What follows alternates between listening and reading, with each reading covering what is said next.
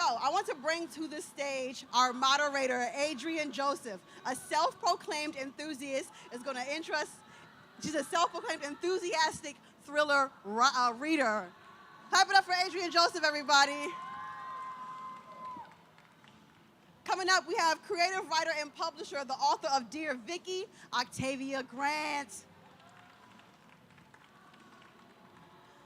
Up next, we have award-winning author of All Her Little Secrets and her latest, What You Leave Behind. Welcome, Wanda M. Morris. And lastly, America's favorite doctor and best-selling author of the recently released book, Wolf Point, Dr. Ian K. Smith.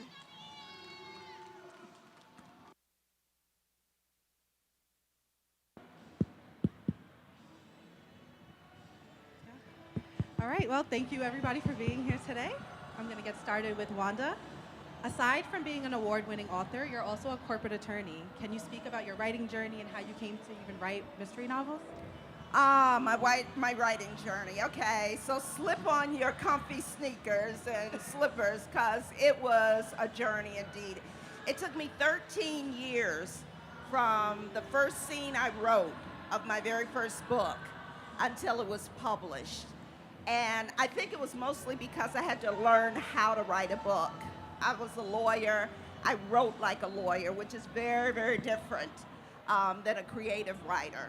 But I always tell people, if there's something that you want to do, whether it's write a book, start a business, learn to play the piano, start it and don't give up. And that's what I had to learn, because I kind of gave up in some points in my journey.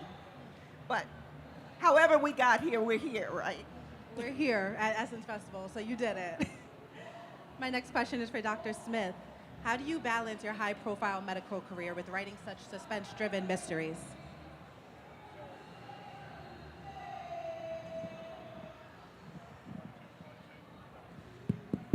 Hello. Okay. So the question was, how do I balance being a physician with writing mysteries? So I don't practice anymore. I do mostly TV, and I write, and I make appearances. So for me, my time is my time, so I don't really have an issue with, having demands of my time from other people except for my family. But I wrote health books for, 15 years, and I've always wanted to write novels. I love thrillers. Thrillers are my first love, and I started writing a thriller way back when I was in college. But unfortunately, my health books became very popular. So, as my co-authors can tell you, once your books are popular, the publishers only want what's working, what's making them money. So it took me a long time to convince them to let me publish my mysteries and my thrillers, but they finally did, and I love it. I write all the time. I'm 2 books ahead. I write 2 books a year. I write health and I write fiction, so my next fiction is coming out next month. And then my next health book, Eat Your Age, is coming out in January. So I just write nonstop. I love writing. My next question is for Octavia Grant. You know this question was coming, because everybody thinks it as soon as they read one of your books. Girl, are you okay?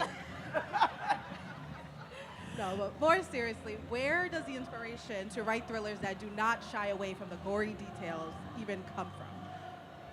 I get that question often. And the thing is, I've always been a thriller girl. Well, first, yes, I'm okay. I'm sane, I'm normal, I'm perfectly fine, okay? The thing is, I've always been a thriller girly. I've always been into horror. I just love it. And I don't shy away from that. So I write what I love, and it works for me. And because, I'm not ashamed of that, I write what works. And a little closer, okay. I write what works for me, and then I found an audience that loves it. And, the reason why it works is because there are people that we are aware that is not anything to be really ashamed of in liking thrillers. Some people looked at it as, taboo in certain instances, when it's not. It's not that safe genre, and we're okay with that. So that's why it works. Yeah, that's a good point. That is not a safe genre. I love that. My next question for Wanda. What You Leave Behind focuses on the Gullah Geechee community, which was a community I wasn't really familiar with, but you have done an excellent job at weaving in the traditions, the culture, the history of it, where I learned so much. Do you have any personal ties to the community?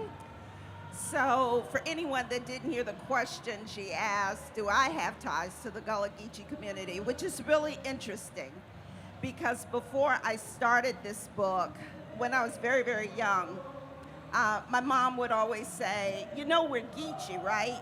If she did something in kind of an unusual way, she would be like, well, you know, we're Geechee. And I never really stopped to listen and ask her, what all did that mean? And unfortunately, my mom passed when I was young. So when I learned about this particular topic that I wanted to write about, I knew I wanted to center it in a community that is being decimated by heirs property, which is the Gullah Geechee community. And it's so interesting how God sets your path, because as I started to research for this book, I started to learn about all these things, cultural things, that would occur in my family when I was growing up. And my mom would do it. You know, my mom had this thing, she was an interpreter of dreams. So she was always saying things like, I dreamed about fish last night, so somebody's pregnant, right? Right? Yeah, exactly. Or, you know, she came home one day and there was a strange pair of boots sitting on our porch. And she said, oh no, somebody is trying to set something evil up in the house. She sprinkled red pepper all around the house. So all these things, I was like, you know, we would kind of laugh about it, me and my sisters and brothers. But what I didn't realize is that was part of our Geechee upbringing. And so once I started to pull all this together, it was kind of like the pieces coming together. And if anyone doesn't know, the Gullah Geechee community is direct descendants of formerly enslaved Africans who were brought to this country. And that community has stayed intact. And it's usually along the southeastern corridor of the United States. And so all those cultural things that they brought from Africa, religion, music, spirituality, they have kept intact. And so this community is a rich and vibrant community, and I knew I wanted to center my books around this. You did an excellent job. Thank you. I feel like I was a part of the community by the time I finished reading the book. You know what? As Dina says in the book, you know, we all are Geechee, right? Yeah. Some of us just moved out west, up north. But yeah, we are all Geechee. Yeah, I love that. My next question is for Dr. Smith. You have a unique ability to weave in health and your hometown Chicago into your series, and Ash Kane, Eagle Rock didn't shy away from that. What other aspects of the Ash Kane series is reflective of your own? So the question is, my main character, my mystery is called Ash Kane. He's a former Chicago police detective who now is Private Eye. And what is about me that's also part of Ash Kane? So I think that writers, when you write fiction, you kind of write what you know first. And so Ash Kane is like, if I died and came back, I'd want to be Ash Kane. I mean, he plays a lot of golf, which I don't play enough of. He's very smart. He can quote Biggie. He can quote Shakespeare. He's smooth. He's very physical. He's strong. But he's also a romantic. He's a very romantic guy, and he struggles in romance. I don't want to struggle in romance, but I think that what I try to do with Ash Kane, the reason why I wrote Ash Kane is because I wanted to write a character I'd never seen in fiction or TV that was African American. And I wanted to write a strong black detective who wasn't stereotypic, but who quotes sonnets and poetry, but also rap. And so I really wanted to create this guy who's very unique. I had some idea of actors I wanted to play him, so that was kind of like my vision of kind of creating this character. He's also good looking, and I think that women like to read about handsome guys, so I figured he'd be handsome too. So That's great. I actually have another question since you mentioned quoting Biggie, quoting Shakespeare. Is that something you had to research? Does it come naturally to you? Is that something you do in your real life? Because he was quoting Shakespeare every other chapter.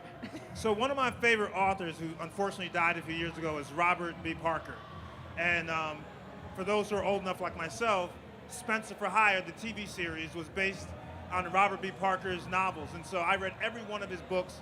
And what I loved about his style was that he had this amazing ability, before the internet, by the way, to have these quotes. Like he would see something, it would remind him of something, and Spencer would have these very sharp-witted quotes that came from the 1800s and 1700s, and I just thought it was amazing. So I do know a lot of quotes because I read a lot of different books. However, the beauty of the internet is, if I say, for example, if Ash is in a situation where someone is threatening him, and I want a quote about not being afraid, you can actually search and say, give me some good quotes about lack of fear. And so sometimes I use the internet, sometimes it's just my experience. Oh, I love that. All right, my next question is for Octavia. You are an independent author with a really strong online community. What are some of your tried and true methods to keep your readers consistently engaged? I listen to my readers. I engage with my readers. The one thing about being independent versus being signed with a publisher is the fact that I have the freedom to network more. I have the freedom to, stop writing, to engage. I listen, I have discussions, I have, simply one-on-one time with them. There are times when I have giveaways. Okay, if you read this and we have this discussion, or you give me your feedback, how does this help me grow as an author? How does this help me help you as a reader? What is it that you want to see from my catalog? I feel as an author, it is our job to put out the work that our readers would like to see. And if we're just putting, I was once signed with a publisher. And when I was signed, my job was to write what was popular versus writing what my readers wanted to read, right? So now I have the freedom to listen to them. Okay, we don't want to read about what's trending. We want to read about this. So now I have the freedom to write whatever it is that they're interested in, which keeps my readers happy, right?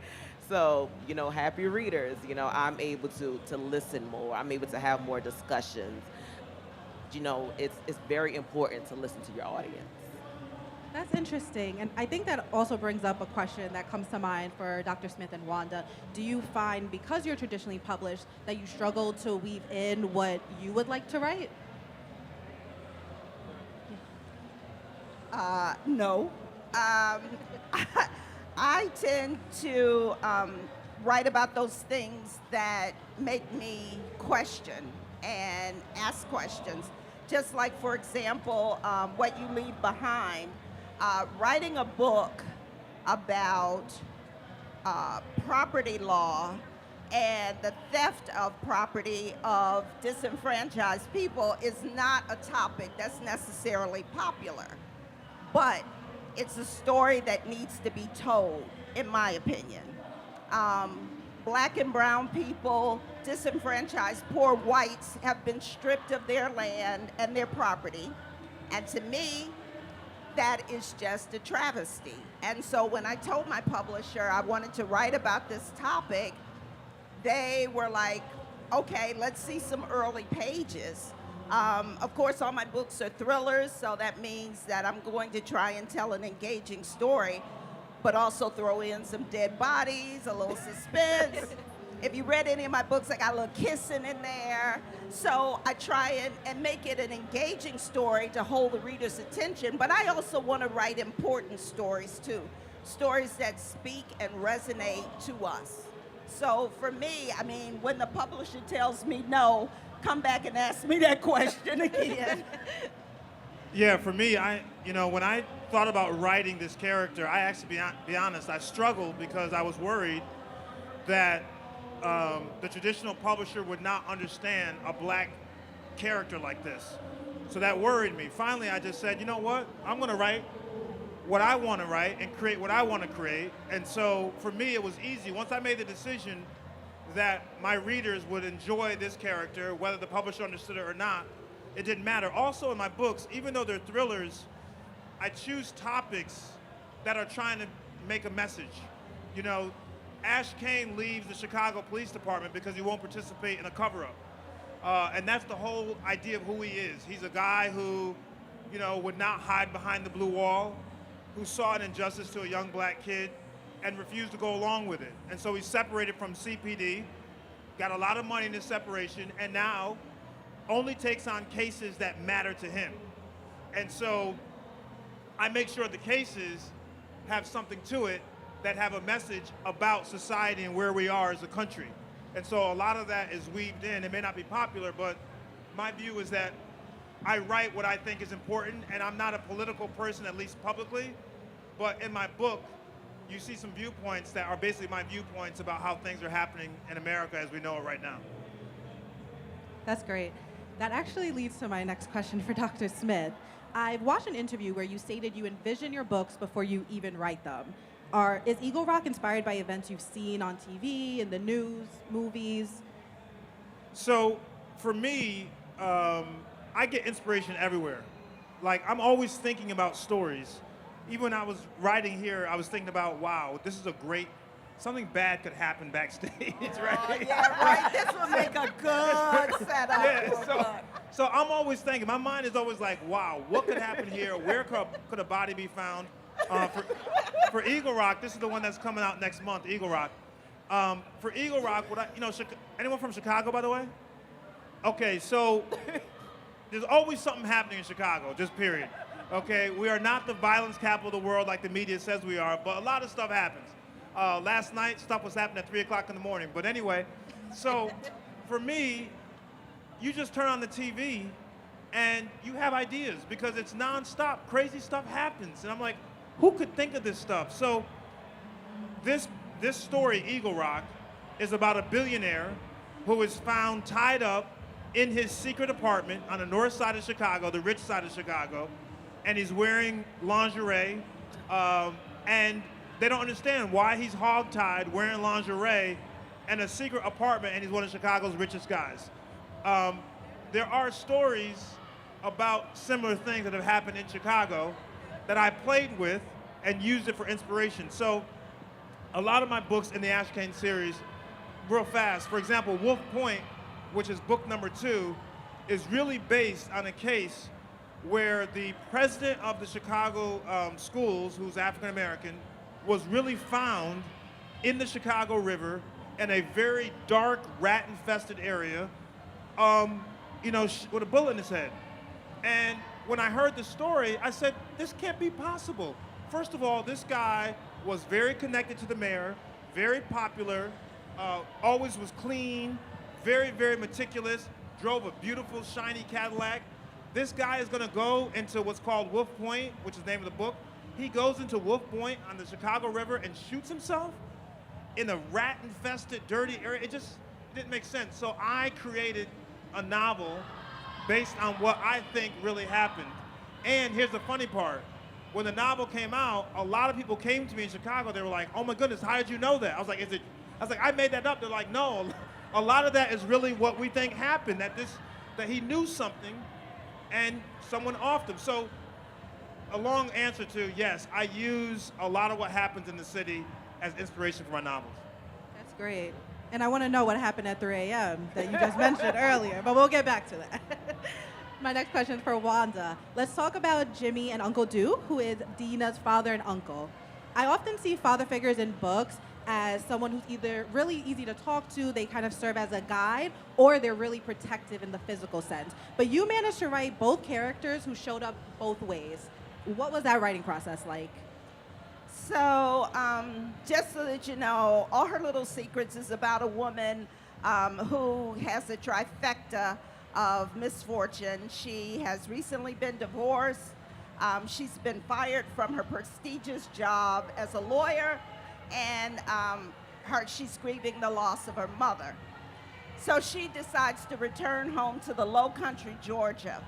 And she returns home to live with her father and his new wife, who also happens to be her deceased mother's best friend that he is remarried. So my books are always a little messy. So she returns home to live with her father. Now, if any of you have ever lived as an adult in your parents' house, you know that that alone is enough, right? But now she's having to grieve this loss and all this misfortune. And as she does, she is surrounded by this community of people who really love her. And for me, when I started out to write this book, I knew that I wanted to write a book that was layered love. And by that I mean there's different aspects of love in this book. There's, of course, kind of the romantic love. There's a second chance love story for Dina. But there's the love of a father and a daughter, the love of extended family and this young woman. And there's also the love of the Geechee people for the land and the water and all that comes from that. So for me, I knew Dina was in this really broken place when she starts out. So she had to have somebody who would undergird her, and that is Jimmy and her uncle Dina, who is Jimmy's brother. In the book, I refer to them as the OG. We're talking 70-something-year-old men who will pistol whip anybody who comes after Dina or anybody else they love. And so there is a particular scene in the book where they demonstrate this firsthand. But for me, I always love strong black male characters in books. And so I try to make sure that I have them in my books. And Thank so you. for me, yes, right? Because, you know, too often we don't see that. You know, we see somebody who might, you know, be nice, be kind, but I wanted somebody who was actually going to show up for Dina. And I always try and write my characters authentically, so I kind of, you know, reached into memories about my own uncles and, you know, about my own father. And so I hope that this kind of resonates with readers, that these are strong black men who are out to protect their family, particularly their women. They did such a good job. That pistol whip scene in the barbershop, I was a little nervous. Yeah, if you like pistol whip scenes, you might want to buy the book. All right, my next question is for Octavia. When it comes to some of your most popular stories that are featured in the book, and I needed help saying this because it is 5 Crazy Tales in Latin, and I was struggling to say this. So go ahead, Octavia.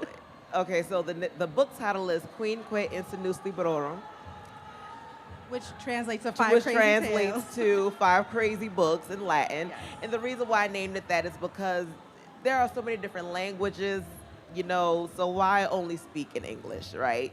You visit different countries, you different cities, so you're never in one place. So why should we only just use one language in writing, right? So I thought it would be fun. So the reason why, I'll let you finish, go ahead. So 5 of her most popular stories are in this short collection, and you have managed to provide fully developed storylines, characters in really short books, all less than 150 pages. Right. Why do you choose to take this route versus what we often see, which is full-length novels over 200 pages? So again, this goes back to being indie and listening to my readers. A lot of my readers are avid readers. They read 4 or 5 books a day, and they like short stories. They like novellas. So because I know what my readers like, I give them that, right? So the books that they like are normally under 100 pages. So what I wanted to do is gift them a collection of my wildest tales. So I gave them 5 of my craziest, wildest, most talked about books in one book. You know, so if you are if you're in a reading slump and you wanted something wild to read, That'll do it. That'll do it. Quinque Insinus Librorum is there for your leisure. It sure is. I was reading it in bed, bonnet on. I had to sit up, snap the bonnet off. I could not believe what I was reading in that moment. My next question for Dr. Smith. I noticed while I was reading Eagle Rock, about the first 60% was really mystery driven. You build up the story, but around that 40% mark, the pace really picks up.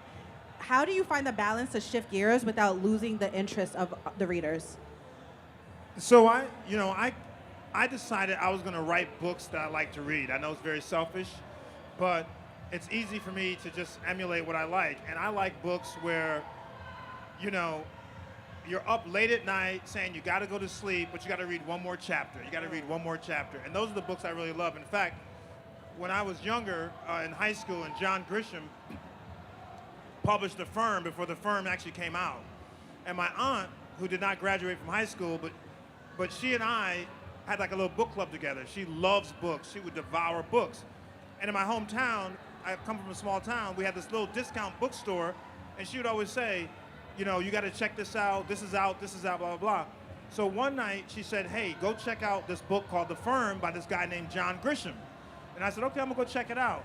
And oh my goodness, I was reading that book, and I was driving in my hometown, because I'd taken a year off from college, and I had the book on the passenger seat, and when I got to a red light, I would try to read a paragraph. I mean, it was that fascinating to me. So when I finished, I said, wow, I wish one day I could write a book that was gonna captivate someone like I was captivated, and all the emotions that I had. I was nervous, I was happy, I was angry, everything. So that was kind of my inspiration to try to write books that were fast-paced, that had good information. And also, I liked in my books are very detailed in the sense of, if you took one of my books, you would know the map of Chicago. All the streets are the right names, all the restaurants, the one-ways are the right one-ways, because I like to read books where I feel like I'm getting into a place I've never been, but I now understand it. So I read a lot of Swedish mysteries because I like Sweden, and so I just wanted to write books where when you read it, you're like, I feel like I was in Chicago. And that's what the Ash Kane series does. I've never visited Chicago, but you did such a good job. And I noticed it's a popular city, similar, I'm from New York, and I can tell when someone's from New York versus when they're not from New York and they're writing the story. I think I have time for one more question, and I'm gonna give it to Octavia Grant.